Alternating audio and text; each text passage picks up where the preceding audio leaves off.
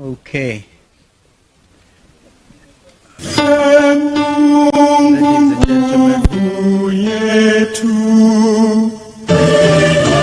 gentlemen, everything here. So it is in order for us to wish our media fraternity a very happy New Year, and all of us Kenyans. We had occasion to do that. We issued a statement on the 30th of December as our New Year message to the country. And I think after that, President Ruto issued a similar end-of-the-year thing himself from Kisii State Lodge. So this is a statement by the people. The Honorable Eugene Wamalwa will probably join us at some stage. If he doesn't, he's busy trying to prepare his party's offices, not very far from here. We have his understanding that we can continue. My brother Jeremiah Kioni, Secretary General of Jubilee, is with us. We also have former Governor Waititu, and we have senators here, as you can see. The Senate Minority Leader, Senator Fukitui, Nombua. We have ranking members like Mheshimiwa member for Dr. Makali from Kitui Central. We have Senator Maanzo here, Senator Agnes Kavindu, and Mheshimiwa Mule, a ranking member. He's right here behind me, member for Matungulu. Mheshimiwa Kemilu, member for Kaiti. Where is Mheshimiwa Kemilu? He's right here. Yeah, I'm taller than him. Mheshimiwa Mawade, member for Embakasi South, and a team of MCS from there. Mheshimiwa Mwalika. Where is Mheshimiwa Mwalika?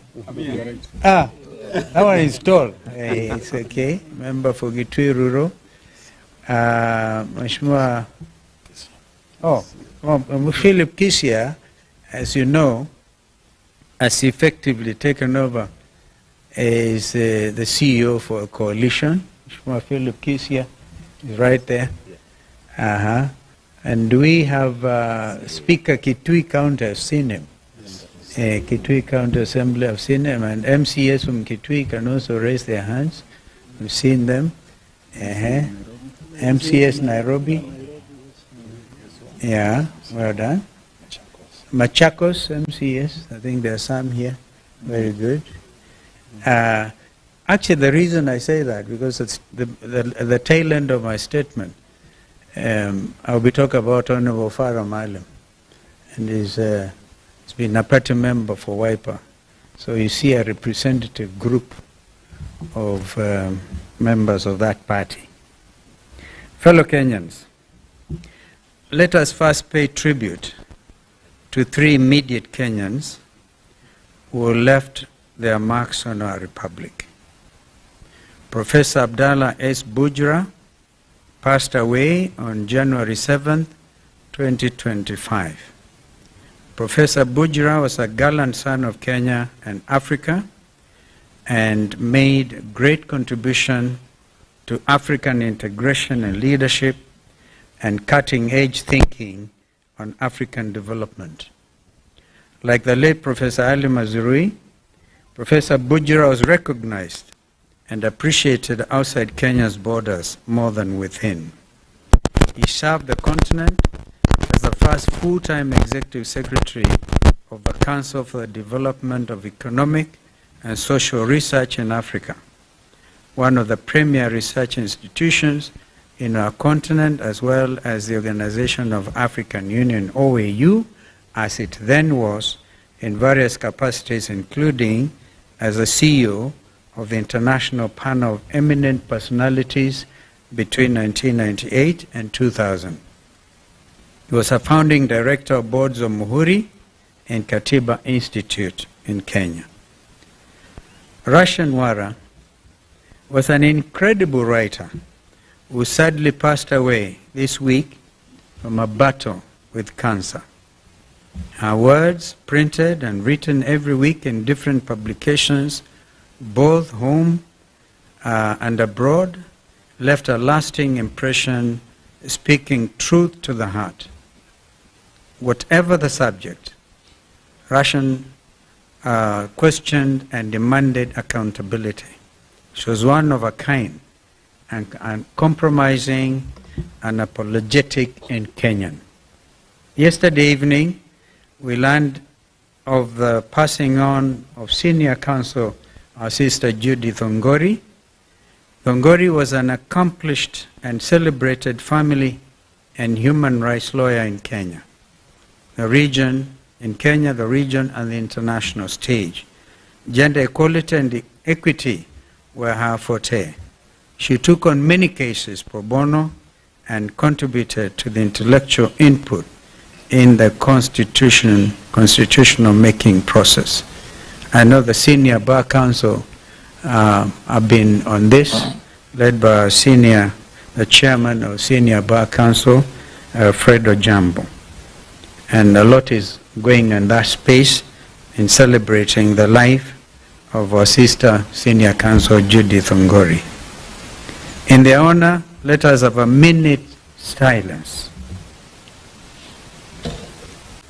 January the 12th, Public Service Cabinet Secretary Justin Muturi, in a standing during a press conference, outlined in shocking detail the harrowing tale of his son, Leslie Muturi's abduction on June the 22nd, 2024, while in the company of Embakasi West MP Honorable Mark Mwenje and driver Marangui Manyara.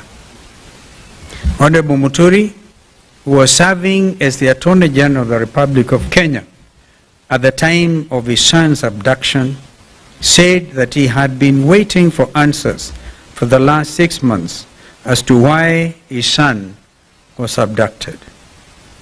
What should be of concern to any law-abiding citizen is that Honorable Muturi, as Attorney General of the Republic of Kenya, sat on the National Security Council, the top security organ in the country. Honorable Muturi has been seeking answers for the past 6 months, and they have not been forthcoming to someone so senior in the Kenya Kwanza regime.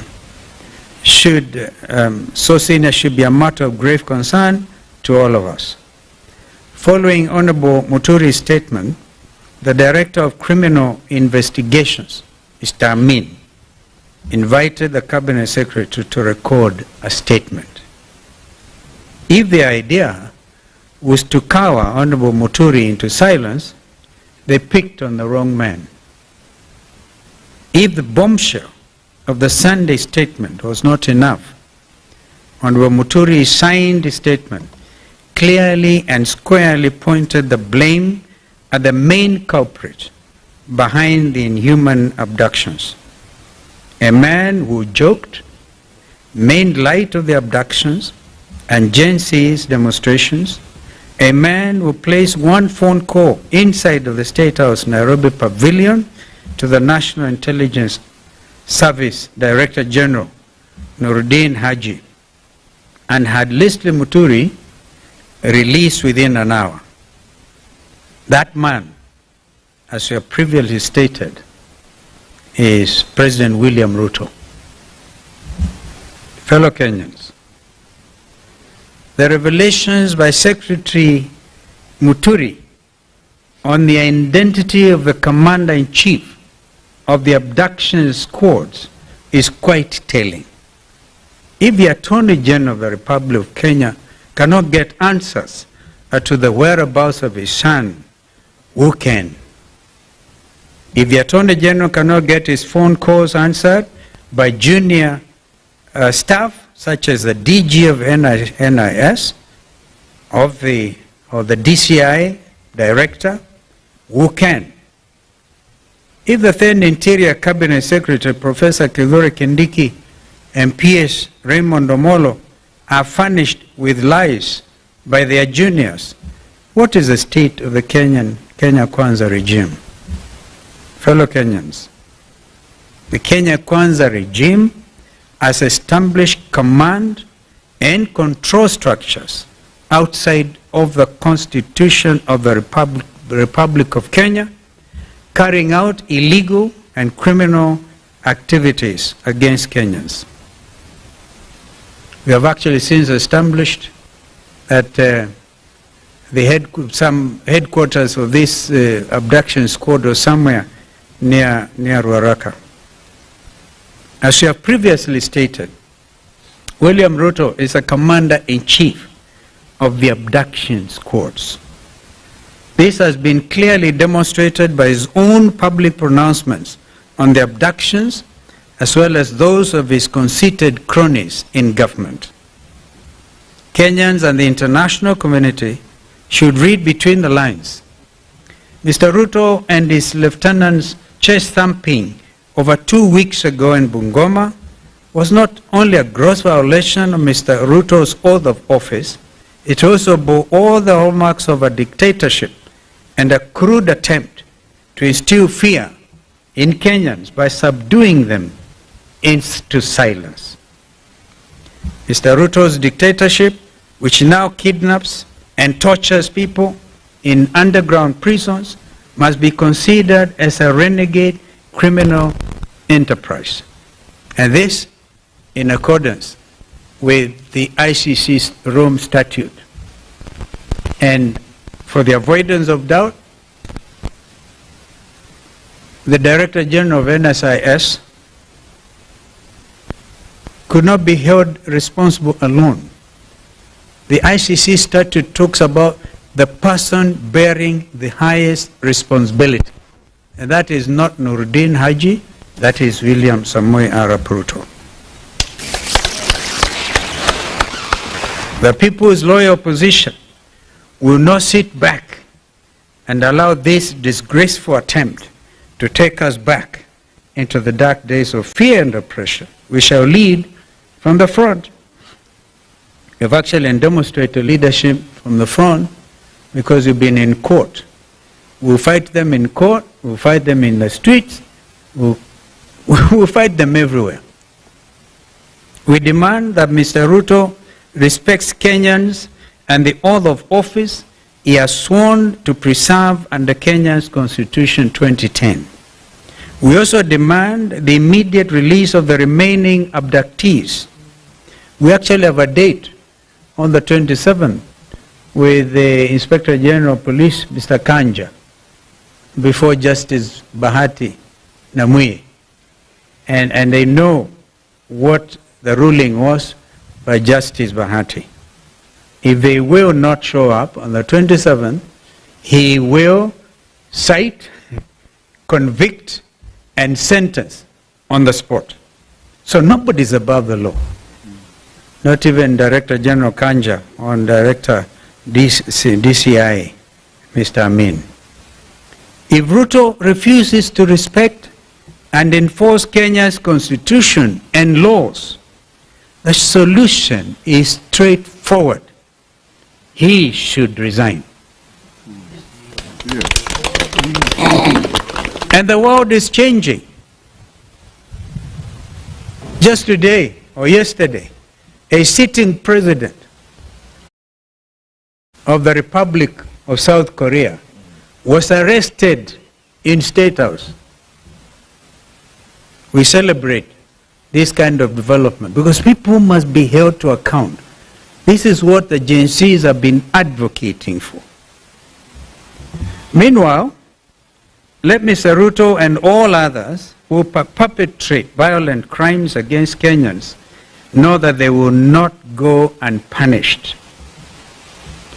On the Independent Electoral Boundaries Commission, IBC, we have been very clear and consistent and followed the law at all times. Those who are barriers to the establishment of the IBC selection panel are puppets of Mr. Ruto. They bear the highest responsibility in the current constitutional crisis and an attempt to pre-rig the 2027 general elections. We will not allow that to happen. And I will ask my brother Kioni to respond to some of the remarks by some of these renegades who can even say they know how to manufacture presidencies beyond 24 years. These renegades must be called out. Lastly, for avoidance of doubt, Honorable Farah Maalim, who until now has been Wiper Democratic Party's deputy leader, stands expelled from the Wiper Democratic Movement for violating the Constitution and the rights of Kenyans, and even abusing Kenyan mothers. Thank you, and God bless you. Mheshimiwa Kioni seems to have staged a civilian coup because he has refused